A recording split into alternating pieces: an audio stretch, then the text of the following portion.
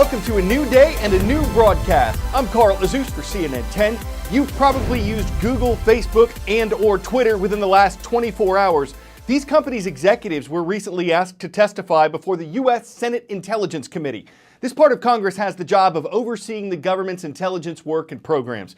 And one thing it's investigating is how people or organizations in other countries are using social media to influence U.S. politics. The American intelligence community has repeatedly accused Russia of trying to influence the 2016 U.S. presidential election. Russia has repeatedly denied doing it. And last year, CNN investigated how people in the small European country of Macedonia use websites to spread fake news, unproven or just made-up stories, and make a relative fortune from the advertising. Yesterday's hearing on Capitol Hill was the third time in 12 months that someone from a major technology company appeared before the Senate committee. Not everyone who was invited showed up. Facebook sent its chief operating officer, Sheryl Sandberg. Twitter's chief executive officer, Jack Dorsey, appeared. But Google refused to send a high-profile executive. It offered its senior vice president of global affairs, but senators said that wasn't senior enough, so Google's place only had an empty chair. Still, the hearing went on. Sandberg and Dorsey discussed what their companies have done to prevent false information from being spread on Facebook and Twitter, to make it clearer where their political ads come from, and to say their companies are working more closely together to share information on foreign threats. But they both also regretted that their platforms have been used inappropriately in the past and that they hadn't been prepared, at least at first, to deal with it. Remember when Mark Zuckerberg said this? The idea that fake news on Facebook, of which it's a very small amount of the content, influence the election in any way, I think, is a pretty crazy idea. As we all know now, that idea wasn't actually that crazy. The US government says Russian-backed disinformation campaigns exploited social platforms like Facebook to target Americans and divide the country. And the company has taken heat this year for not doing enough to stop it. The most important thing that I care about right now is making sure that no one interferes in the various 2018 elections around the world. But now, with November rapidly approaching, all eyes are on the 2018 midterms, and Facebook says it's deploying resources it didn't have 2 years ago to make sure meddling doesn't happen again. I'm our head of cybersecurity policy, and so I help drive our effort to counter information operations and election interference around the globe. Nathaniel Gleischer used to be a federal prosecutor for the Department of Justice. Now he's working for Facebook, where he's essentially their top troll hunter. What is it that's keeping you up at night right now as we come into the final stretch of the campaign? The thing that I'm most focused on is how do we stay one step ahead of the threat actors, because we know that they are continuing to innovate. We have manual investigators that are running sort of focused investigations, and we think of these sort of like finding a needle in a haystack. And then second, we complement that with automated at scale work to detect and remove the less sophisticated threat actors. And if the manual work is like looking for needles in a haystack, then the other work is like shrinking the haystack. His team has already had some success. In July, Facebook thwarted a network of suspected Russian-linked accounts involved in organizing political events in the United States. What was it about that campaign that was different to what had been done previously? They definitely were more secure and more concerned about protecting their identity and more disciplined about it. They consistently used VPNs.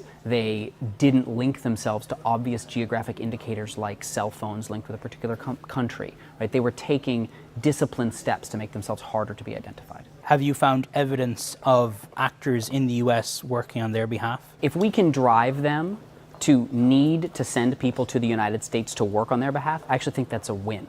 Because what we've done is we've forced them to invest more, to expose their actors. Our goal in this is to make this harder and to make this more expensive. We haven't seen clear indications of that, but as we make this harder and as we limit their ability to operate from a distance, these actors are going to have to make a decision. How much are they willing to commit? And the more they commit, the more they put their necks out.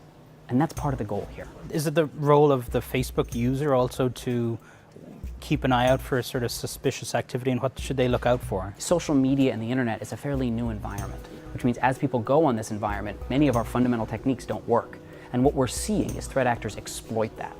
And so one of the things that we try to do that's really important is as we identify this behavior, We want to make it visible and make it so that people in the public can understand what's happening so that they can do their own policing and they can make their own decisions. For now, Nathaniel and his team are focused on finding those bad actors. As America heads to the polls, questions remain about how voters are influenced by foreign governments online and whether platforms like Facebook are doing enough to protect our elections.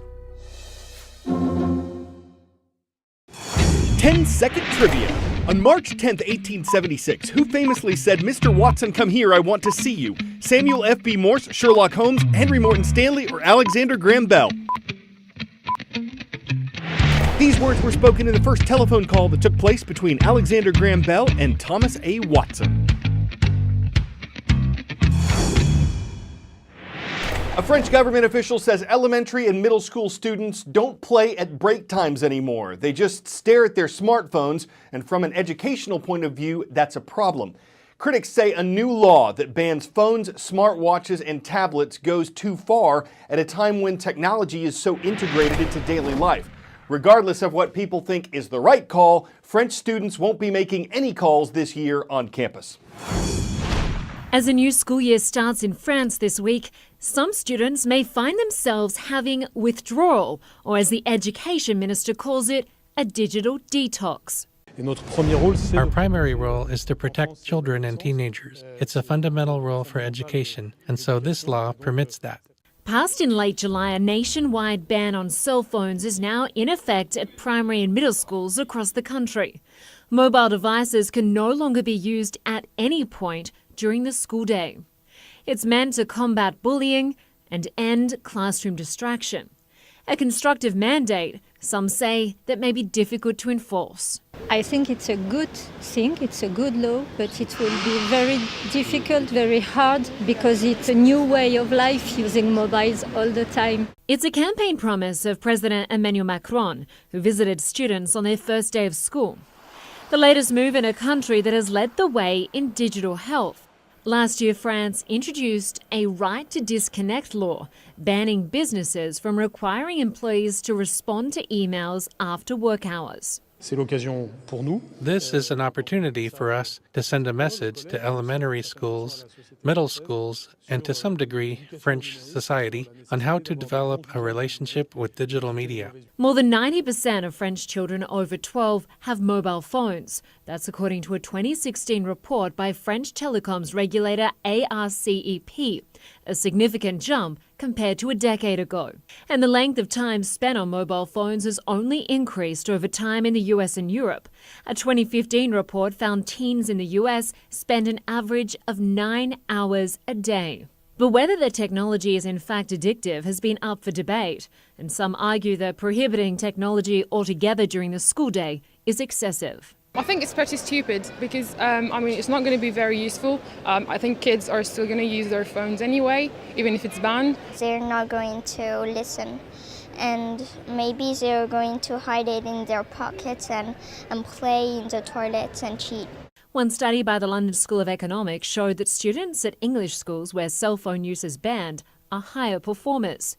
France is about to find out if that rings true for its students. Linda Kincaid, CNN.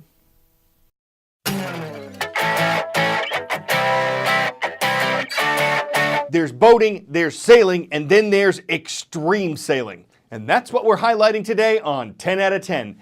Founded in 2007, the Extreme Sailing Series is known as the Formula 1 of the seas. Each catamaran has a crew of 5, traveling at speeds of up to 39 knots, that's like 45 miles per hour. Olympians, world sailing champions, and America's Cup competitors all take part, and sometimes fans are allowed on board, assuming of course they're willing to go to extremes to take the tack of adventure and see what extreme sailing is all about. We're not sure how stern the rules are or where the lines are drawn, but it's obviously a great time keeler that everyone who participates finds healing. I'm Carl Azus, and I got this sinking feeling that we're at the end of another show.